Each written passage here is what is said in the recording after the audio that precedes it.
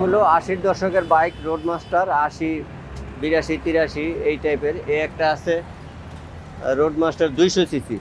ওই পাশে এটা আছে 185 সিসি। এইটা মোটামুটি ফুল রানিং আছে। এইটাও ইঞ্জিন টিঞ্জিন ভালো আছে, রানিং করে দেওয়া হবে। ওইটা যে নিতে চাবেন ওইটাও 1.5 লাখ টাকা, আর এইটাও 1.5 লাখ টাকা।